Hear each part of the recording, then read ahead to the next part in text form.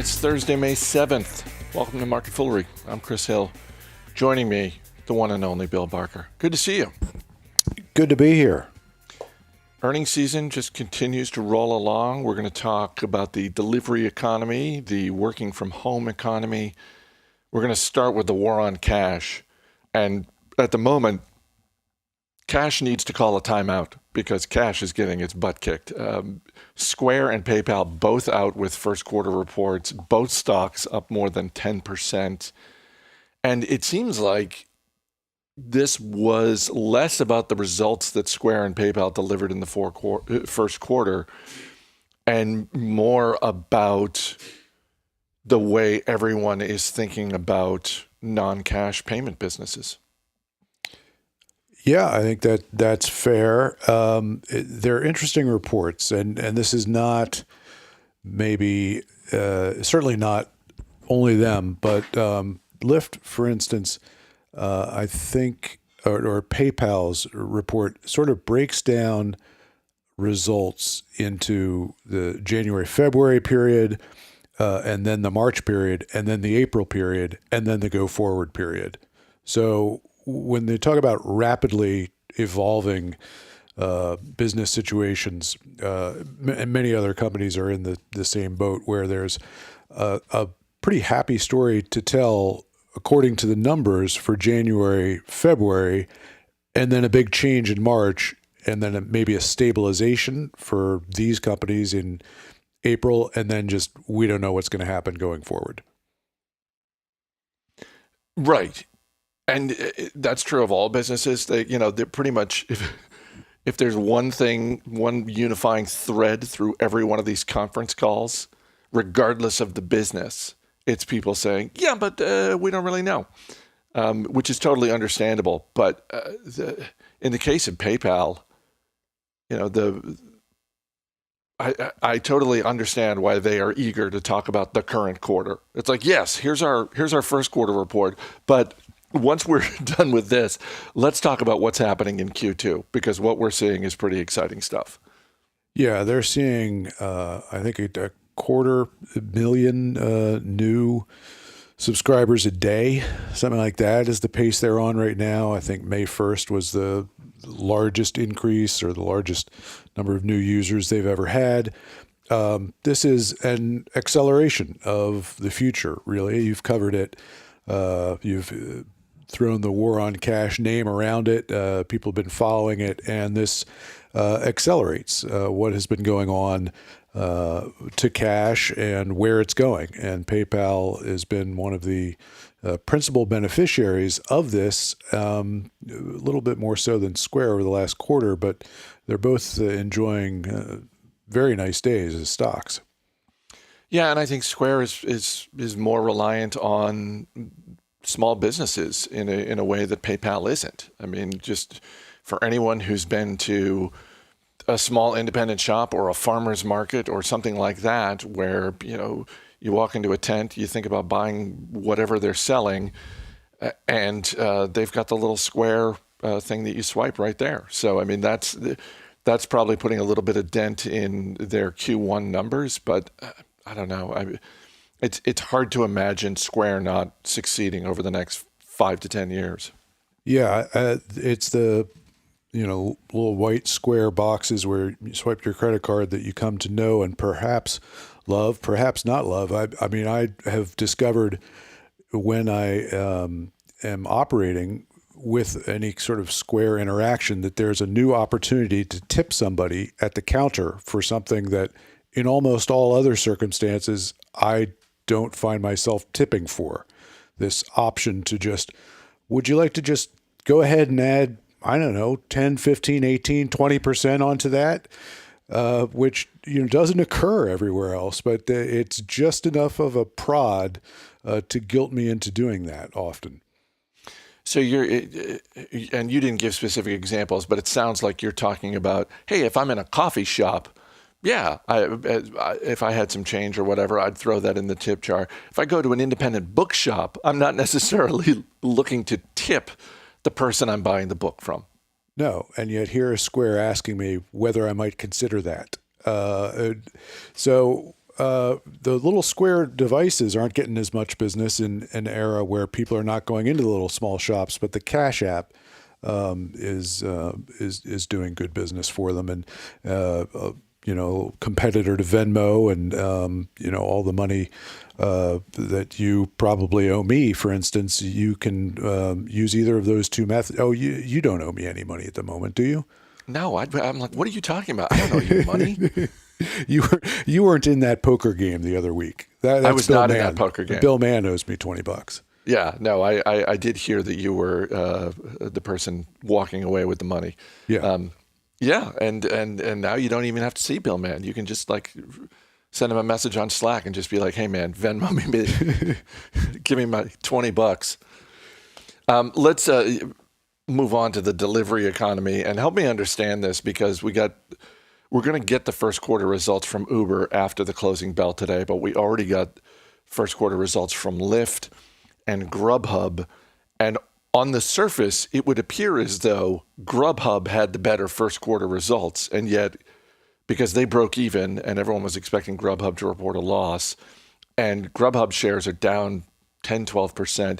Meanwhile, Lyft, that stock is up more than 20% this morning. It's still down for the year, but maybe it was the benefit of low expectations, but first quarter revenue for Lyft was up 23% compared to a year ago.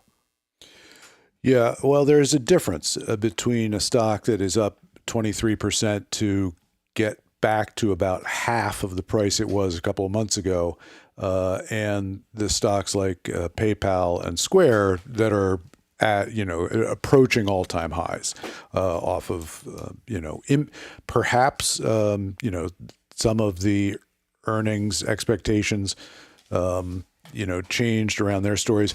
I think for, Lyft, things are improved over yesterday, mostly in the sense that the company has reported it's going to save about $300 million a year on a run rate basis on its operations by scaling back on some of its expenses. So that's the better part of the story there. Really, the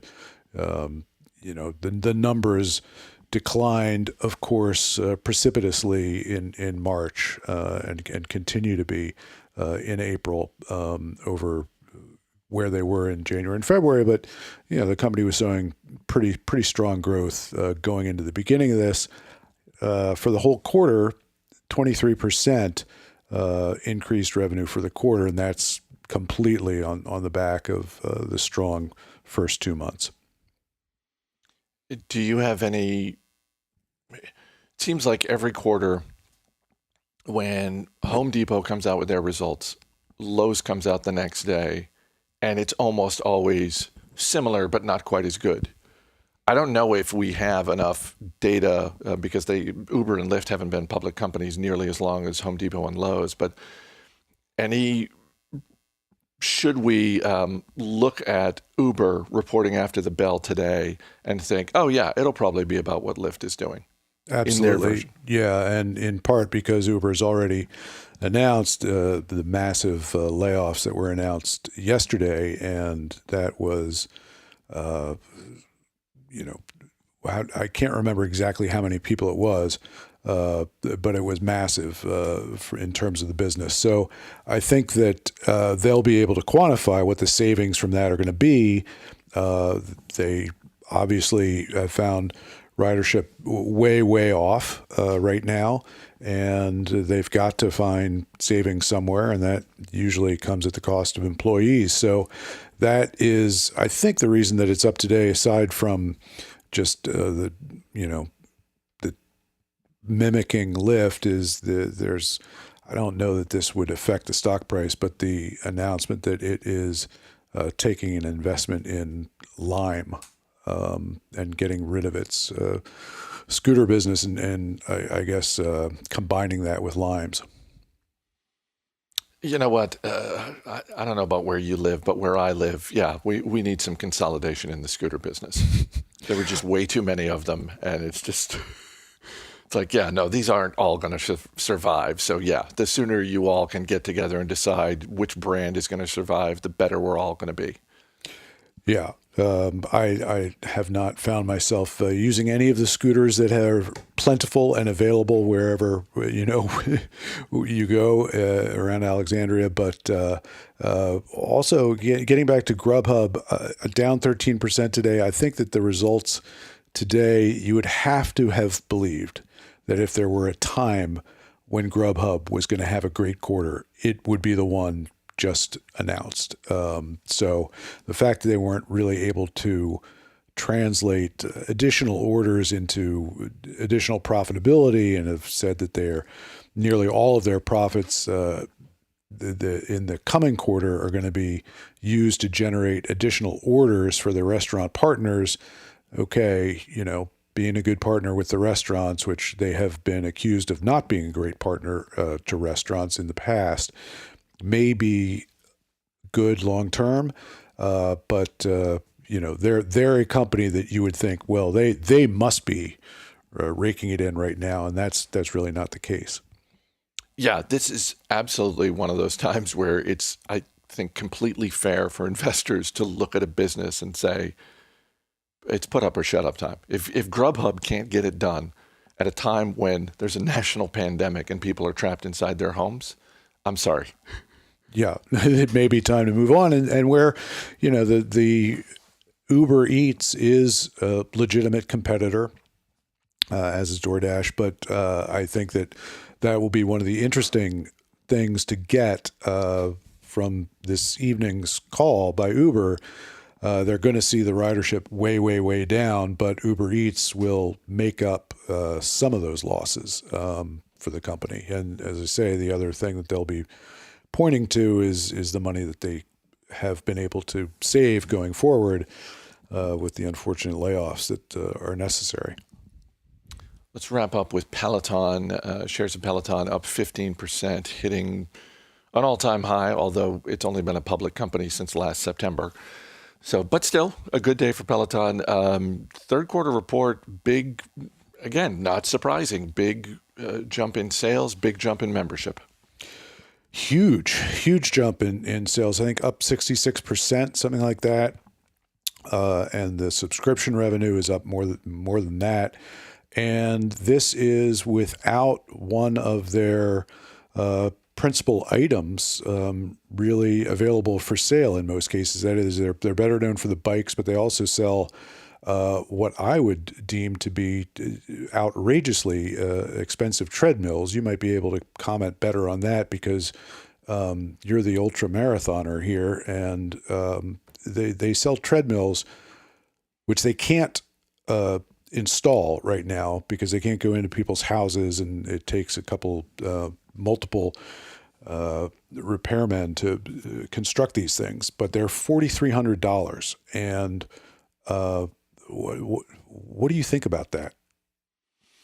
So I don't have a treadmill in my home. I have never been interested in having a treadmill in my home, so I can't say I have a good sense of what a reasonable price for a treadmill is. You know why that is? I prefer running outdoors because it's free. Yeah, you're from Maine, so the worst weather that Northern Virginia has to offer you is like kind of a joke to your makeup, right? I mean, I'm not a big fan of running in driving rain, but yeah, I'll run 12 months out of the year, sure. Yeah. And weaker people than yourself, less hardy people from America, really, are willing, some of them, to spend apparently $4,300 on a treadmill, or will, according to Peloton, when they're able to bring these devices into people's homes and construct them. In the meantime, the $2,500 bikes are going like hotcakes.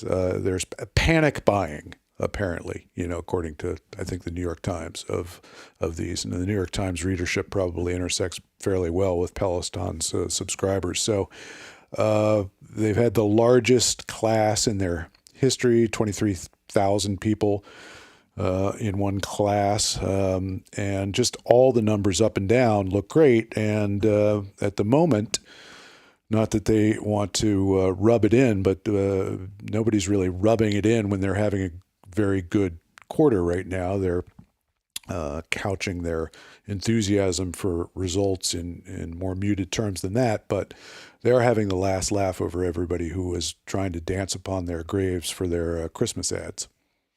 They certainly are, and it's not hard for me to imagine that businesses start to get involved with Peloton. And by that, I mean, if we're going to see a shift in businesses, where business is conducted. I don't know about you. I'm already hearing from friends of mine who work in Manhattan, and they're in situations where a business has got 50,000 square feet of office space in downtown Manhattan, and now they're saying, well, we don't think we're going to need this anymore, and instead, we're just going to find a couple of smaller footprint places out in the suburbs. Instead of 50,000 square feet, we're going to need about 10,000 square feet. We're going to shift how we spend money as a business. We're going to be spending less on office space, but we want to make sure our employees are happy. And so instead of subsidizing their commute, we're going to subsidize their home office. And it wouldn't shock me at all to, in the next 6 months, start hearing about businesses that are using Peloton as a way to recruit people. Could be. You should do a little PR for them. I think they're doing fine. I don't think they need me doing any PR for them. Bill Barker, good seeing you. Thanks for being here. Thank you. As always, people on the program may have interest in the stocks they talk about, and the Motley Fool may have formal recommendations for or against. So don't buy or sell stocks based solely on what you hear. That's going to do it for this edition of Market Foolery. The show's mixed by Dan Boyd. I'm Chris Hill. Thanks for listening. We'll see you on Monday.